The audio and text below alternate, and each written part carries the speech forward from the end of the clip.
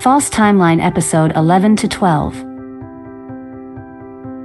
In the afternoon, Bella and Sophie were on the way to Catherine's meeting. Sophie talked to Bella. Bella, thanks for buying me the new phone. And also this lollipop. Sophie licked her lollipop contentedly. Bella said, are you still in the mood for lollipops? Those hooligans are still following us. These men in black have been following us from the subway station. Sophie noticed that but didn't feel it's a big deal. Anyways, we're almost at the restaurant. I don't think they will follow us there. Bella felt angry and said, when I was on the escalator, the man wanted to take a photo under my skirt. Can't let them go like this. You have to beat them up. Bella, you can't make me your bodyguard every time. I'm here for a party and I'm wearing a skirt. It's not convenient to fight in. Sophie answered. Sophie, if you don't do it, give me back the new phone. Bella threatened. Sophie reluctantly replied, hey. Okay. I will do it. But how? Bella grabbed Sophie's hand and said, you will know it soon, and let's run now. The guys who were following Bella and Sophie also noticed. Brother Leopard, the two chicks are running away. Brother Leopard said, catch them. Don't let them run away. On the other side of the street, Tina is too slow. Tina has been shopping for so long. It's almost time for the gathering. Charlie said. Luke said, it's normal that girls pick things slowly. Charlie didn't agree and said, Tina? She is more like a man. Excuse me please. Suddenly, Bella and Sophie just ran into these guys and yelled. They couldn't recognize Sophie because her face had changed. Henry said, that girl is so awesome. Running so fast in high heels?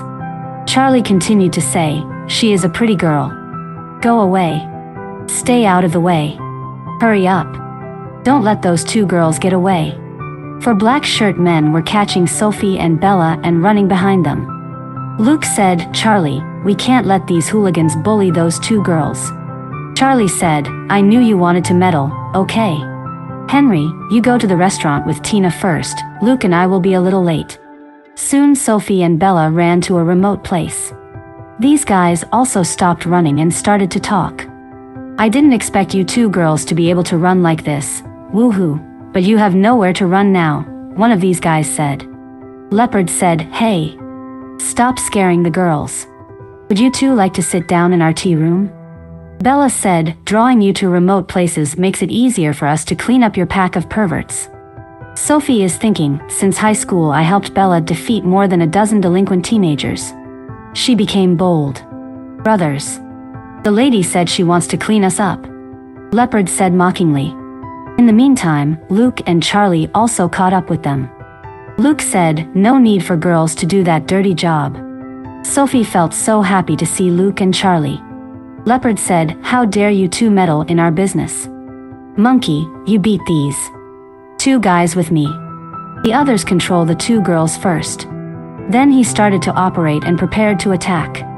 Electricity surrounded him. He shouted, I am Shinyun's Thunder Leopard.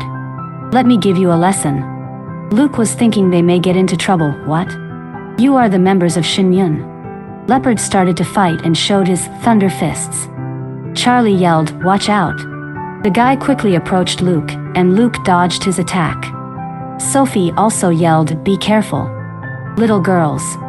Don't mind others and don't resist. Just surrender. We won't hurt you, another guy talked to Sophie. Surrender? Don't be silly. Bella, stay away from me, I'm going to fight. When Sophie was watching Bella, Bella had already moved away as usual and told Sophie, Sophie, go. Sophie talked to the guys. Let's fight. She entered her fighting mode. When Sophie wore her glasses and entered a fighting mode, a breeze blew around her. When the breeze came, she knew that the time would become slow. Very slow. And she became light and fast. She jumped very high and immediately showed up in front of the gangster. The gangster didn't even have a chance to look up at her. She punched his face with an incredible speed, then hitting him with a roundabout kick. The man was kicked and passed out on the ground. What's going on? I can't see the girl's movements at all. Another guy was sweating. When he was thinking and figured out what happened, Sophie kicked countless flying kicks directly on his body. Ouch! The guy just felt like he was hit by a car. With a scream, he fell straight back. Under Sophie's quick attacks, 3 people were knocked down instantly. On the other side, Leopard was confronting Luke. You're not bad and can dodge my thunder fists, Leopard said. In the meantime, Luke felt something wrong and could sense the presence of a master nearby. I cannot use my hidden power to fight Leopard. A master is peeping beside. Luke was worrying. Suddenly, Luke was surprised by the sight in front of him. Sophie jumped behind Leopard in an instant and started to kick him. Leopard felt the wind sound and also found something wrong. He immediately turned and attacked with his electric palm. Sophie's flying kick landed directly on his palm. Sophie's feet were immediately shocked by the electric shock and became numb. It hurts. My feet are paralyzed by electricity. Sophie felt a sharp pain in her foot and fell forward. Watch out. Let me catch you. Luke rushed forward anxiously to catch Sophie. Seeing Luke, Sophie felt a little sweet in her heart.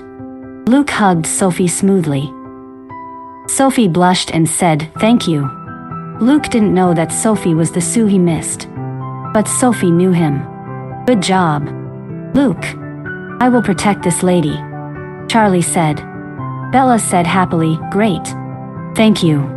Leopard found his companions knocked to the ground. You 3 trash were knocked to the ground by a little girl? Leopard said angrily. Are you sure it's a little girl?